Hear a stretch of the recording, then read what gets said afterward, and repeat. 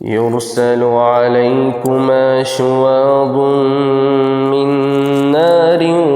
ونحاس فلا تنتصران فبأي آلاء ربكما تكذبان فإذا انشقت السماء فكانت وردة كالدهان فبأي آلاء ربكما تكذبان فيومئذ لا يسأل عن ذنبه